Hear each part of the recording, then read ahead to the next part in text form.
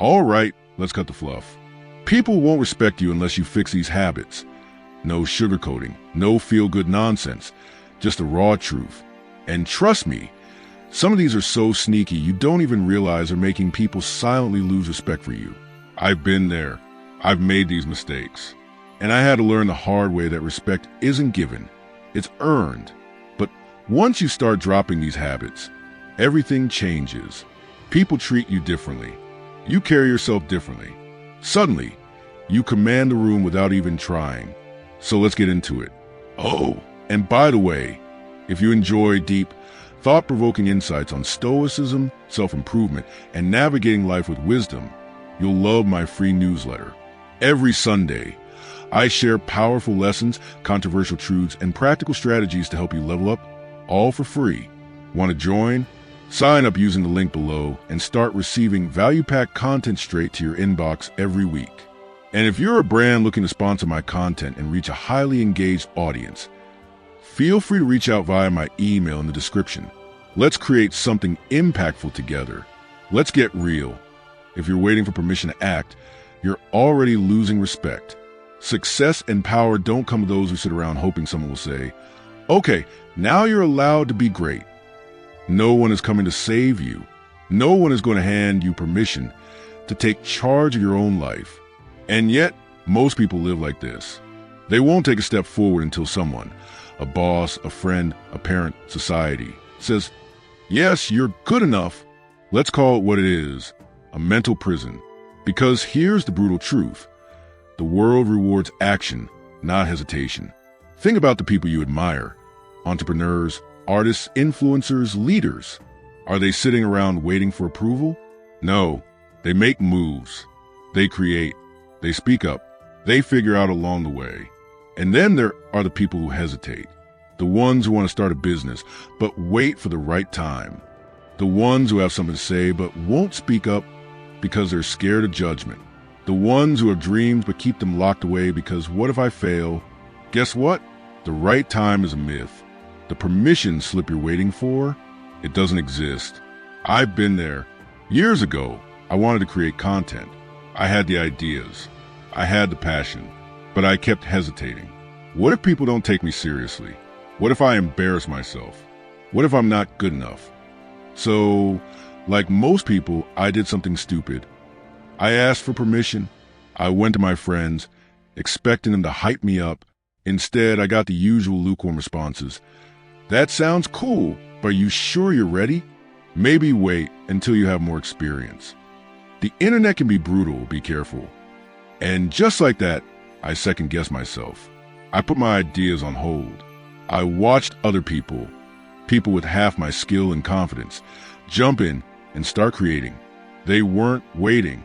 They weren't better than me. They just did it. And the worst part? I sat back knowing I had something to offer, but still hesitated. I wasted a whole year waiting for the right moment. And what did I get in return? Nothing. No progress. No growth. No respect. Just regret. Then one day, I had a realization. The people you're waiting for approval from don't even have their own lives figured out. Your boss, your parents, your friends. Most of them are just winging it. And yet, you're letting them dictate your decisions? That's insane. The most successful people I've met have one thing in common. They assume permission is already granted. They don't wait. They act. They learn by doing. That's when I made a choice. I would stop asking, and I would start moving. I posted my first video. It wasn't perfect. Some people ignored it. A few laughed, but others, they respected it. They saw someone who had the guts to put themselves out there. And suddenly, everything changed. People respect decisiveness. They respect those who move first. Let me tell you something uncomfortable. If you hesitate, people will assume you're not worth following.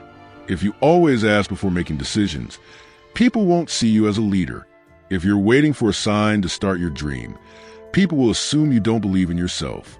If you delay action because you're scared of failing, you've already failed. Harsh? Maybe, but that's reality. Look at history. Leaders, innovators, game changers. They didn't wait for permission. Elon Musk didn't ask anyone if it was okay to start Tesla. Oprah didn't wait for someone to tell her she was worthy of a media empire. Steve Jobs didn't get a permission slip to reinvent technology. They just decided, and you can do the same. So, let me ask you, what's that one thing you've been putting off because you're waiting for the right moment? Who's the imaginary person in your head that you think needs to approve your next move? Here's the truth. The right moment is right now. You're either someone who takes action and commands respect, or someone who waits and watches others succeed. Which one are you? Drop a comment. What's something you've been putting off because you were waiting for permission? Spoiler alert, you don't need it. Now, let's talk about something that's quietly ruining your reputation. Being too passive in conversations. You might not even realize you're doing it. Maybe you're the type to let people interrupt you and you just laugh it off. Maybe you have a strong opinion, but instead of voicing it, you keep quiet to keep the peace. Or maybe when someone talks over you, you just nod along instead of reclaiming your space. And then later, you wonder why no one seems to take you seriously. Here's the hard truth. If you don't assert yourself in conversations, people will assume your thoughts don't matter. I used to think being chill and agreeable was the key to making people like me. I figure if I didn't rock the boat, if I didn't challenge people too much, I'd be seen as easygoing. But do you know what actually happened? People forgot about me. I'd be in meetings where I had great ideas but hesitated to speak up. Then someone else, usually less knowledgeable than me, would say something similar, and suddenly they were the ones getting credit. I'd be in social situations where I let others steer the conversation while I just listened. I listened, and over time, I noticed something. I was fading into the background. People weren't engaging with me the same way. They weren't asking for my input because, in their minds, I had trained them to believe I had nothing worth saying. I know what some of you are thinking. I don't want to be aggressive. I don't want to argue just to prove a point. But that's not what this is about. There's a difference between being respectful and being invisible. Being polite doesn't mean letting people talk over you. Avoiding conflict doesn't mean never standing up for what you believe. Not wanting to be too much doesn't mean you should be nothing. And let's be real, some people take advantage of your silence. Ever notice how dominant personalities love interrupting quiet people? It's because they can. They sense that you won't challenge them, so they bulldoze the conversation. The moment you let that happen, they categorize you as non-threatening and easy to dismiss. You might not realize it, but every conversation is a subtle test. If you let someone interrupt you, they'll keep doing it. If you never challenge bad ideas, people assume you don't have strong opinions. If you constantly hold back, people start believing you're just along for the ride. And you know what happens next? You become the person no one asks for advice, the one no one defers to, the one who blends into background. Meanwhile, the people who do speak up, whether they're right or wrong, become the ones others listen to and respect. There was a time when I let people steamroll me in conversations. I was too nice. I didn't want to make waves. But then I noticed something. People weren't treating me as an equal. They were treating me as an audience.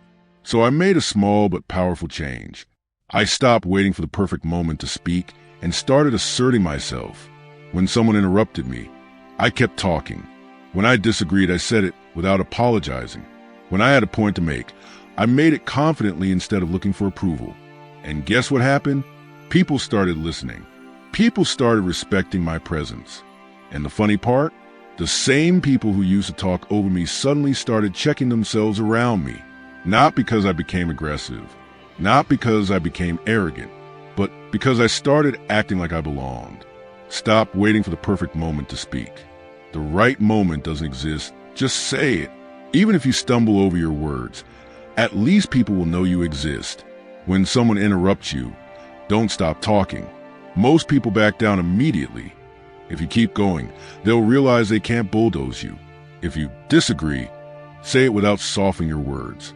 Stop saying, maybe, I think, I could be wrong, but instead, say, here's what I believe. Own your opinions. Make eye contact. Own your space. Confidence isn't just about words. It's in your posture, your tone, your energy. If you look uncomfortable, people will assume your words don't matter. Speak with authority, even if you don't feel like it. The way you say something matters. If you sound unsure, people won't take you seriously. Speak clearly. Don't rush. Final thought. Speak up or be forgotten. I get it. Speaking up can be uncomfortable, especially if you spent years being the passive one. But you know what's worse? Being invisible. The world doesn't respect people who sit in the background. If you want people to listen, you have to train them to listen. Because at the end of the day, if you don't value your own voice, why should anyone else? Let's get straight to the point. If you can't make decisions, people won't respect you. I don't care how nice you are. I don't care how smart you are.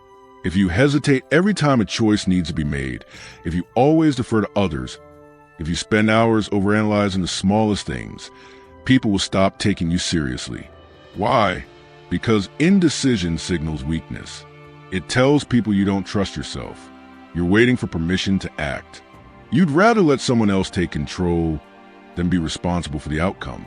And worst of all, it makes you expendable. The world is built by decision makers. The people who step up, take risks, and make the call. The ones who say, "This is what we're doing," instead of "I don't know, what do you think?" If you're constantly stuck in decision limbo, you're not just annoying people. You're training them to stop relying on you. I used to be terrible at making decisions. I wanted to get it right. I wanted to be sure. I didn't want to be blamed if things went wrong. So I hesitated a lot. If someone asked where I wanted to eat, I'd say, I don't care. You pick. At work, I'd be given a project, and instead of moving forward, I'd ask a million questions, try and get absolute clarity before making a move. Even in my personal life, I'd waste weeks agonizing over small choices. What book to read, what workout routine to start, what investment to make. I thought being cautious and thorough made me smart. But you know what really happened? People stopped asking for my opinion. They stopped waiting for me to make decisions. They started making them for me. And in doing so, I lost influence. I lost respect. And worst of all, I lost control over my own life. Here's something no one tells you.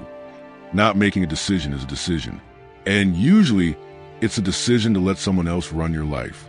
The people who never decide where to go, what to do, or what they want to end up as background characters in their own story. They go where others take them. They do what's easiest. They let life happen to them instead of shaping it. Over time, they lose their own voice. They become the person who just goes with the flow, but secretly resents that they have no real say in anything. You know who people admire? The ones who take the lead. The friend who says, "We're going here for dinner," instead of "I don't know. What do you want?" The co-worker who says, "Let's execute this plan," instead of "Let me check with 5 different people first." The person who chooses a path and commits instead of hesitating and second-guessing every step. Because even if they get it wrong, even if they make mistakes, they're still leading. And leadership attracts respect. Start making small decisions quickly. When someone asks where you want to eat, pick a place in 5 seconds. Don't overthink it, just decide. Stop looking for perfect certainty. No decision is 100% perfect. If you wait for guarantees, you'll stay stuck forever. Accept that mistakes are part of the process. You're going to make bad calls sometimes. So what? At least they're your calls. Give yourself deadlines for bigger decisions. Choosing between 2 jobs, 2 opportunities, or 2 paths. Give yourself 48 hours. Make the call. Move forward. Own your choices. Once you decide, commit. Don't waste energy second-guessing. Stand by your decision and adjust if needed, but don't retreat into hesitation. The world doesn't wait for the undecided. If you don't make choices, someone else will make them for you. And when that happens, you lose control over your life. Want respect? Start deciding, even if it's uncomfortable, even if you're scared. Because at the end of the day, people follow those who lead, not those who sit on the sidelines. The worst part? They never change. Toxic people don't suddenly wake up one day and think, "You know what? I've been selfish and manipulative. I should stop." No. They continue their behavior for as long as you allow it. I used to attract toxic people. I'm not proud of it, but for a long time, I let them stay in my life. I had a friend who only called when they needed something, disappearing for weeks, then suddenly popping up when they needed advice, a favor, or a hype man for their latest crisis. And like an idiot, I always answered, always listened, always helped. Why? Because I thought that's what a good person does. Then one day, I realized something. They never did the same for me. If I needed support, silence. If I was struggling, they were too busy. If I set a boundary, they got offended. And the second I stopped tolerating their toxic behavior, they vanished. Not because I was too harsh or too sensitive, but because they could no longer take advantage of me. People respect those who respect themselves. When you tolerate toxic behavior, you send a message. Heavy checkmark, I'm okay with being treated poorly. Heavy checkmark, my energy is free for anyone, no matter how they treat me. Heavy checkmark, I'd rather avoid conflict than demand respect. And that's exactly why some people keep treating you like a doormat. But the moment you start cutting off toxic people, setting boundaries, and refusing to tolerate nonsense, everything changes. Some people will leave. Good. Some will get angry. Let them. Some will suddenly realize your value after treating you like an option for years. Too late, because the truth is, you don't lose real relationships by demanding respect. You only lose the ones that depended on you having none. Stop making excuses for toxic people. If someone treats you badly, don't rationalize it. Call it what it is: disrespect. Pay attention to how you feel after interacting with someone. If you always feel drained, manipulated, or used, that's a red flag. Respect that feeling. Set boundaries. Enforce them. Toxic people hate boundaries. They'll test them, push them, guilt trip you. Stand firm. Stop expecting people to change. If someone has been toxic for years, what makes you think this time will be different?